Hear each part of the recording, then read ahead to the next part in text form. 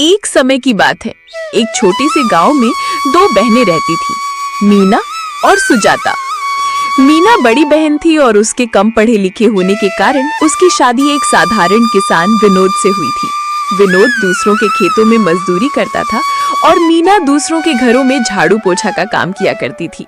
दोनों पति पत्नी मिलकर बहुत मेहनत करते थे ताकि उनके घर में चूल्हा जलता रहे। वही छोटी बहन सुजाता बहुत सुंदर थी, इसी कारण उसकी शादी एक अमीर व्यापारी राहुल से हुई थी। शादी के बाद से ही सुजाता को अपने रूप और धन का घमंड हो गया था। सुजाता हमेशा अपनी बड़ी बहन को ताने मारती और उसे नीचा दिखाने का कोई मौका नहीं छोड़ती थी। जब भी मीना उसके घर जाती, सुजाता की बातें उसके दिल को छलनी कर देती।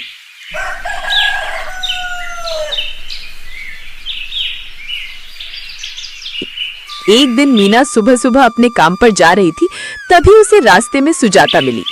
सुजाता ने तुरंत ताना मारा, दीदी, तुम्हें देखकर तो यही लगता है कि गरीबी सच में बहुत बुरी चीज होती है।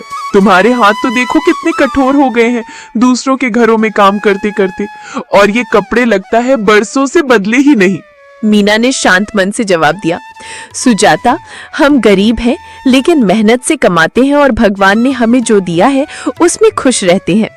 सुजाता ने हंसते हुए कहा, खुश तो दिख ही रही हो, लेकिन क्या करूं, मुझे तो आदत नहीं है कि मैं तुम्हारी जैसे गरीबों से ज्यादा बातें करूं। वैसे भी मैं और राहुल जी तो शहर के बड़े लोगों के साथ उठते बैठते हैं, तुम्हारी तरह धूल मिट्टी में सने लोग हमारे घर आते भी नहीं। मीना की आंखों में आंसू आ गए, लेकिन उसने कुछ नहीं कहा। वो जानती थी कि सुजाता अब बदल चुकी है। वो चुपचाप वहां से अपने काम पर चली गई। समय बीतता गया। एक दिन मीना के पति विनोद की तबीयत अचानक बहुत खराब हो गई। कई दिनों तक इलाज कराने के बाद घर की सारी जमा पूंजी खत्म हो गई। अब मीना के पास खाने तक के पैसे नहीं बचे थे।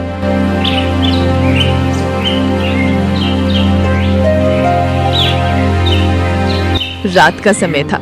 मीना अपने पति के पास बैठी थी, जो खाट पर लेटे कराह रहे थे। विनोद ने कहा, मीना, अब तो लगता है मैं ज्यादा दिन नहीं बचूंगा। हमारे पास तो अब कुछ भी नहीं बचा, बच्चे भी भूखे हैं। नहीं विनोद, ऐसा मत कहो, मैं कुछ न कुछ इंतजाम कर लूंगी। मैं अपनी छोटी बहन से पैसे मांगने जाऊंगी, मीना ने कहा।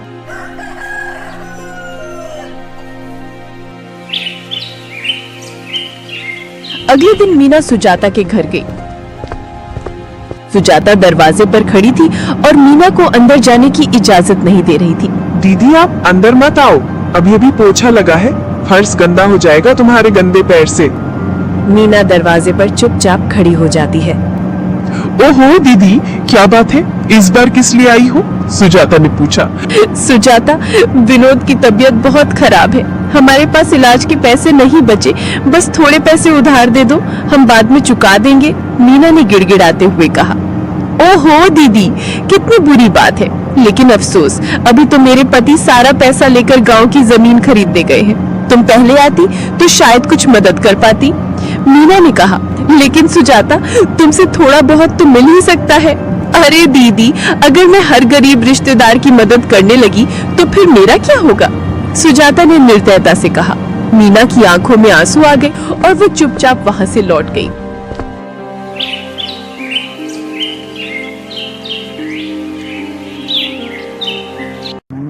अगले दिन मीना ने सोचा, सुजाता ने तो पैसे देने से मना कर दिया, अब मैं क्या करूं? फिर उसने फैसला किया, एक काम करती हूँ, मैं अपने बड़े भैया के घर जाती हूँ, वो मुझे पैसे देने से मना नहीं करेंगे।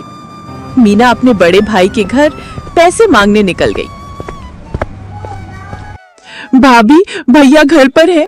मीना ने पूछा। नहीं, तुम्हारे भैया घर पर नहीं है, किसी काम के सिलसिले से शहर गए हैं। कोई काम है तो मुझे बताओ। भाभी, हमें कुछ पैसों की जरूरत है, विनोद बहुत बीमार है, भाभी ने जवाब दिया। देखो मीना, तुम जानती हो कि तुम्हारी भैया घर पर नहीं है, और वैसे भी हमारे घर पर भी बहुत खर्चे हैं, हर किसी की मदद करना हमारे बस की बात नहीं है, मीना ने कसम खाते हुए कहा। भाभी, जैसे ही हालात सुधरेंगे मैं पैसे लौटा दूंगी। मैंने कह दिया ना, हमारे पास पैसे नहीं है, अब और कुछ सुनना है क्या? भाभी ने रूखे स्वर में कहा। मीना की आंखों से आंसू टपक पड़े और वो चुपचाप वहां से चली गई। वो अपने घर के दरवाजे के बाहर उदास मन से बैठ गई। उसे कुछ समझ नहीं आ रहा था कि वो क्या करे। गर्मियों की दोपहर थी और लू के थपेड़े चल रहे थे और गांव की गलियों में धूल उड़ रही थी। तभी एक बूढ़े साधु बाबा हाथ में भिक्षा पात्र लिए गांव में प्रवेश करते हैं। उनके चेहरे पर तेज था, पर उनकी हालत देखकर लग रहा था कि वो कई दिनों से भूखे हैं। सबसे पहले वो सुजाता की हवेली के दरवाजे पर पहुंचे। उन्होंने कहा, कुछ भिक्षा दे दो, कई दिनों से भूखा हूँ। चलो भागो यहाँ से, चले आते हैं भिखारी कहीं से भी। ये हवेली कोई दानशाला नहीं। सुजाता ने गुस्से में कहा। साधु बाबा कुछ देर खड़े रहे, फिर निराश होकर आगे बढ़ गए। वो धीरे धीरे चलते हुए मीना की झोपड़ी के सामने पहुंचे। बेटी, कुछ खाने को मिलेगा? बाबा कृपया बैठ जाइए, मेरे पास ज्यादा कुछ नहीं है, पर जो भी है आप स्वीकार कीजिए। मीना अंदर से थोड़ा सत्तू और गुड़ लाकर बाबा को देती है। बाबा ने कहा, बेटी, तूने तो मेरा हृदय प्रसन्न कर दिया। मैं तेरे उपकार का बदला कैसे चुकाऊं? मीना ने कहा, बाबा मेरे घर में मेरे पति बहुत दिन से बीमार हैं। मैंने सबसे मदद मांगी, पर किसी ने मेरी मदद नहीं की। आप बस उन्हें आशीर्वाद दे दीजिए कि वो बहुत जल्दी ठीक हो जाए, और मुझे कुछ नहीं चाहिए। साधु बाबा उसे एक जादुई संदूक देते हैं। बेटी, ये संदूक तेरे लिए है, तुम इसे रख लो। मीना ने कहा, पर बाबा मैं इस संदूक का क्या करूंगी? पहले से ही मेरे घर में संदूक रखे हुए हैं। बेटी, ये ऐसा वैसा संदूक नहीं है, और इस संदूक में से जो भी निकलेगा वो तुम्हारे कर्मों का फल होगा। इतना कहकर वो साधु बाबा वहाँ से गायब हो जाते हैं। खुशी खुशी संदूक को लेकर अपने कमरे में आ जाती है।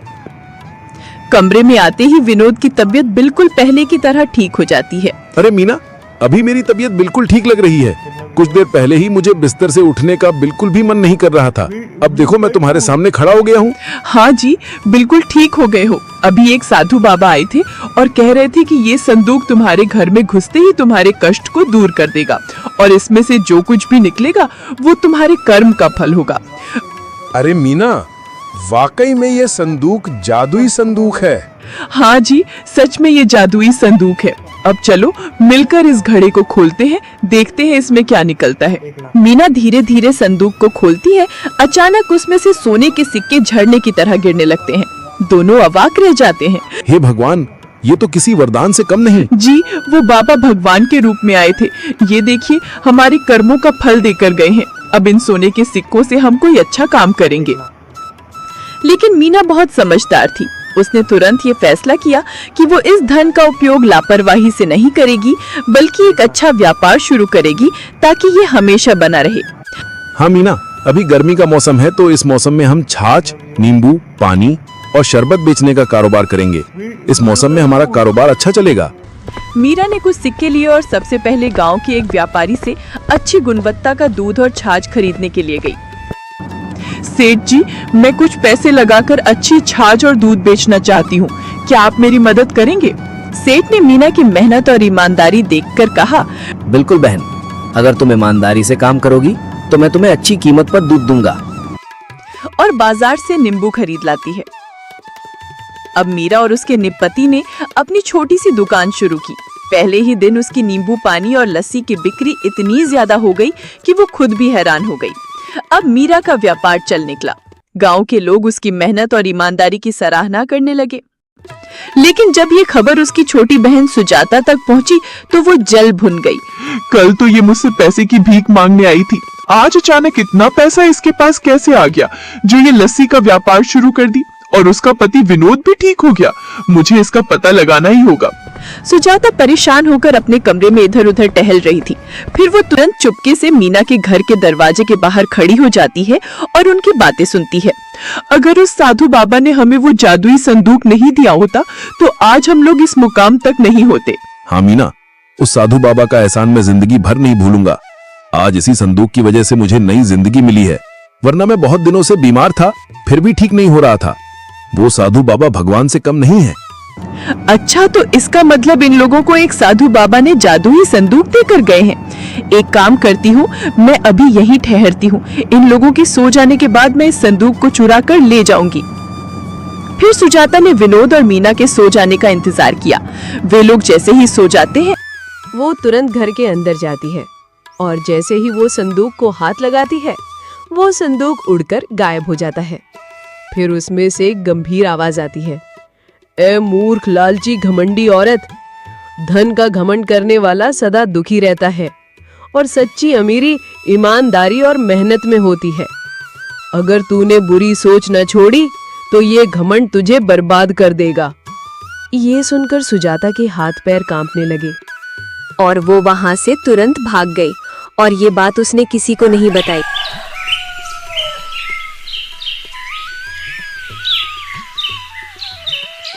अगले दिन सुजाता ने अपने खास नौकर प्रेमपाल को बुलाया। प्रेमपाल, मीना की दुकान बड़ी तेजी से चल रही है और मैं ये बिल्कुल बर्दाश्त नहीं कर सकती। कोई ऐसा तरीका बताओ जिससे मीना की दुकान बंद हो जाए। प्रेमपाल थोड़ा सोचकर बोला, मालकिन, अगर लोगों को लगने लगे कि उसकी नींबू पानी गंदे पानी से बनती है तो उसकी दुकान अपने आप बंद हो जाएगी। तुम सच कह रहे हो। अगर लोग ही उसकी दुकान पर आना बंद कर देंगे तो वो खुद ही गरीब बन जाएगी। लेकिन ये काम हमें चालाकी से करना होगा।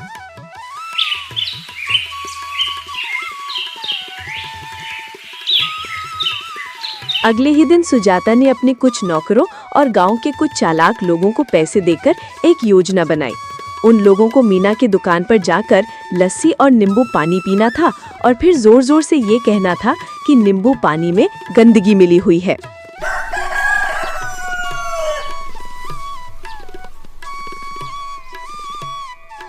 सुबह सुबह मीना ने अपनी दुकान खोली। ग्राहक धीरे धीरे आने लगे। तभी सुजाता के भेजे हुए लोग दुकान पर पहुंचे और लस्सी और नींबू पानी पीने लगे। अरे ये क्या, इस नींबू पानी में तो कुछ अजीब सा स्वाद आ रहा है। हाँ, लगता है कि इसमें कोई खराबी है। मीना, तुम कैसा नींबू पानी बेच रही हो? दुकान पर खड़े अन्य ग्राहक चौंक गए। वे भी आपस में कानाफूसी करने लगे। तभी एक और आदमी बोला, अरे भाई, मैंने सुना था कि मीना के यहाँ की लस्सी और नींबू पानी अच्छी होती है, लेकिन ये तो कुछ गड़बड़ लग रही है। भाइयों, मेरी लस्सी और नींबू पानी में कोई खराबी नहीं है। अगर किसी को यकीन ना हो तो मैं अभी और लस्सी और नींबू पानी निकाल कर पिलाती हूँ, मीना ने कहा। लेकिन सुजाता के लोग तो पहले से ही अफवाह फैलाने आए थे। वे वहाँ से चिल्लाते हुए चले गए। भाइयों, ध्यान रखना, मीना की लस्सी और नींबू पानी में गड़बड़ है, कोई इसे मत पीना, ये गंदे पानी में बनाती है। गांव के बाकी लोग भी थोड़ा डर गए। धीरे धीरे मीना की दुकान पर भीड़ कम होने लगी। शाम तक मीना के पास बहुत कम ग्राहक आए। वो समझ गए कि कोई जानबूझकर अफवाह फैला रहा है, लेकिन वो चुपचाप बैठने वालों में से नहीं थी। उसने एक योजना बनाई। अगले दिन वो खुद ही गांव के लोगों के घर घर जाकर अपनी लस्सी और नींबू पानी देने लगी। उसने लोगों से कहा, बिना पैसे दिए मेरी लस्सी और नींबू पानी को पीकर देखो। अगर तुम्हें कुछ भी गलत लगे तो मुझसे कहो। गांव वालों ने लस्सी और नींबू पानी पिया और पाया कि वो बहुत ही स्वादिष्ट थी। अब लोगों को समझ आने लगा कि कोई साजिश हो रही है। इसी बीच गांव के कुछ लोगों ने देखा कि वही लोग जो कल मीना की लस्सी और नींबू पानी को खराब बता रहे थे, सुजाता के घर से पैसे लेकर निकल रहे थे। बात फैलते देर नहीं लगी। एक बुजुर्ग गांव वाले ने मीना से कहा, बिटिया, हमें माफ कर दो, हमने बिना सोचे समझे अफवाहों पर भरोसा कर लिया, लेकिन अब हम समझ गए हैं कि ये सब तुम्हें बर्बाद करने के लिए किया गया था। अब गांव के लोग फिर से मीना की दुकान पर आने लगे। उसकी मेहनत और ईमानदारी ने सबका विश्वास फिर से जीत लिया। लेकिन ये सब देखकर सुजाता का खून खौल रहा था। इस औरत ने फिर से सबका भरोसा जीत लिया, लेकिन इस बार मैं ऐसा काम करूंगी कि ये दोबारा उठ ही ना सके। उसने अपने नौकर प्रेमपाल को बुलाया और कहा कि तुम मीना की दुकान में आग लगा दो। लेकिन मालकिन, ये तो बहुत खतरनाक होगा। प्रेमपाल ने कहा, बस वही तो चाहिए। इस बार मीना का नाम और काम दोनों खत्म हो जाएगा। इस बार हमें ऐसी चाल चलनी होगी कि मीना कभी दोबारा व्यापार न कर पाए। लेकिन मालकिन, पिछली बार भी पकड़े पकड़े बचे थे। अगर इस बार भी कोई हमें देख ले तो? चुप, इस बार हमें कोई नहीं पकड़ेगा। सुनो, तुम दोनों आज रात मीना की दुकान में आग लगा दोगे। जब दुकान जलकर राख हो जाएगी तो उसका सारा धंधा खत्म हो जाएगा। लेकिन मालकिन, अगर हमें कोई देख ले? अरे मूर्ख, हम इसे ऐसे अंजाम देंगे कि किसी को शक भी ना हो। तुम दोनों चेहरों को कपड़े से ढककर जाना और आग लगाने के बाद तुरंत भाग जाना। कोई सबूत मत छोड़ना।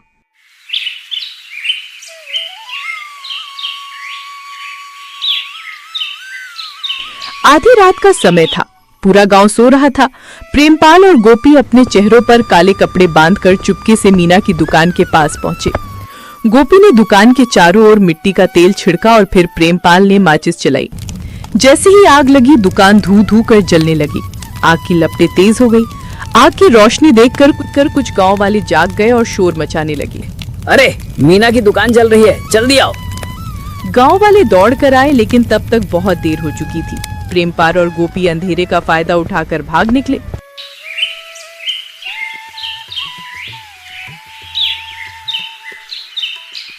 सुबह जब मीना दुकान पर आई तो उसे राख का ढेर देखकर गहरा आघात पहुंचा। हे भगवान, मेरी मेहनत की कमाई सब जलकर खत्म हो गई। उधर गांव का मुखिया भी वहां पहुंच गया। ये बहुत बड़ा अपराध है, हमें तुरंत पता लगाना होगा कि ये किसकी करतूत है। मीना ने रोना बंद किया और अपने दिमाग से सोचना शुरू किया। उसे यकीन था कि ये कोई दुर्घटना नहीं थी, बल्कि किसी ने जानबूझकर किया है। उसने सबूत ढूंढने की कोशिश की, इधर उधर झांका पर उसे कुछ नहीं मिला। उदास होकर घर जाने लगी, तभी उसने देखा कि झाड़ियों में एक गमछा और तेल का डब्बा पड़ा है। मीना ने उसे उठाकर मुखिया जी के पास ले गई। गांव में हाहाकार मच गया कि सबूत पकड़ा गया है।